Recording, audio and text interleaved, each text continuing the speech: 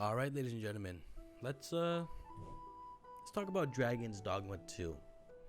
I've officially beaten the game, and I'm kind of ready to just give my thoughts on the game.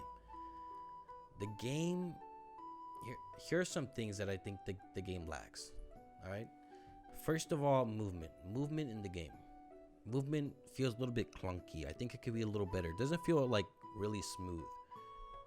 It doesn't really feel like I'm playing a game from 2024, if that makes sense.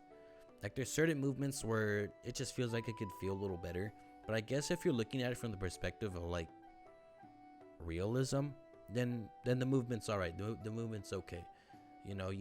I guess a greatsword, real life, you're not going to be swinging it around, right?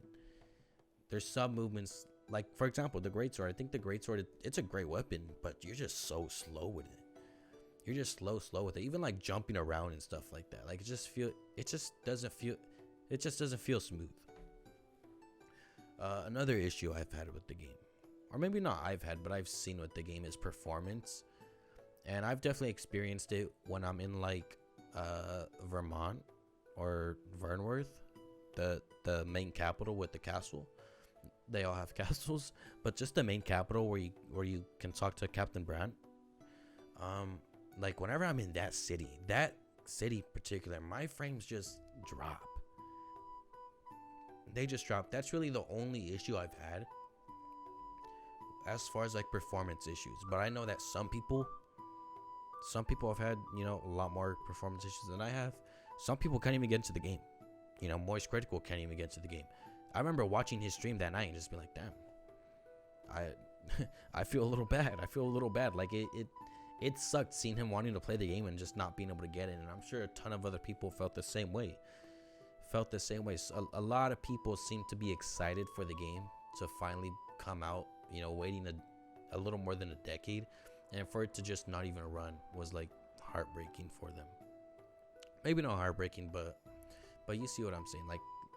Like people are waiting this long, and for a game to launch the way it launched is almost unacceptable, and like shouldn't have been launched that way. As of now, it is the 25th, and there still hasn't been a patch. And there's still no save file. You could only save one file in the game still, which I think is like completely mind-boggling. Essentially, you're stuck with your character. And that's not even beside the fact that you have to like change. You have to pay money to customize your character, which you don't have to. You could go into the city and pay 10,000 gold to customize your character, and everything will be a-okay. Or you could beat the game, and when you do a new game plus, you could fully customize your character and you'll keep your level and equipment, which is something I did when I beat the game. I completely redesigned my character. Instead of being a female, I'm a male now. So I mean, I guess if you really want to customize your character, beat the game or pay the 10,000 gold. And that leads me into the microtransactions of the game. Microtransactions, they don't matter. Like, they're there, but they honestly don't matter. As long as you're doing your quest and exploring the world, I think you're going to be all right as far as collecting rift crystals, collecting port crystals, fairy stones, and wake stones. Like, I think you'll do just fine. You don't need to pay money IRL to be able to get those things. And I'm sure it helps, if you're early on in the game, to get some pretty like powerful pawns early on. But again, like, I don't know, that kind of takes away from the game at that point. Like, just as long as you're doing your quest, side quest, exploring caves, and just honestly exploring around the map, you'll be fine. And speaking of exploring, mob variety. As far as mob variety, you're not gonna get a whole lot. There is a good amount. I guess there's an okay amount. The mobs kind of just change. You get a little more difficult per area you go to. For example, when you're in Vernworth, you're gonna run into goblins, ogres, cyclopses, a few golems, griffins, maybe some dragons, depending on where you're at in the game. And that's pretty cool. And then you get into Backwatal area, and you're gonna run into the same mobs. They're just a little more difficult. And then you get into the volcanic island area, like the volcanic camp. The mobs are there, and again, just a little bit different and more difficult. I think in Back Batal you get the addition of the Chimera. I have yet to run into. Actually, I take that back. I take that back. I ran into one Chimera in like, I guess the early area of the game, but it was pretty close to Back Batal, so maybe that was why. But you're not gonna run into like a whole lot different, like a whole different amount of mobs. I think the mobs are the same, and they kind of just lack variety, and they do get a little more difficult over time. I think that's about it for like the cons. I think if you get past like that, is like just the way the game launched and the mob variety, which honestly I didn't even think about the mob variety while I was playing the game. I think the game does a good job in keeping you engaged. There's fast travel, but it's pretty costly. Fairy stones aren't the easiest to come by, and sure you can get a good amount of port crystals, but it's almost like you're being given the car but not the gas. You got the car, but you don't have as much gas to drive the car, so you kind of gotta like choose wisely. Once you get towards the end game, you do get a good amount of fairy stones for fast travel, but it's end game at that point, so it's kind of like, you don't really need it. And that's kind of like where the exploration comes in. Again, you're gonna always be, as long as you're exploring the map, you're gonna run into someone who needs help because they're being attacked by an ogre, or you're gonna run into a golem, or a griffin's gonna come down while you're fighting the golem and join in on the fight. Like exploration wise, and keeping like the player engaged, I think the game does a good job in. It forces you to explore, and it doesn't make it boring either. It doesn't make it boring, and it makes it challenging sometimes.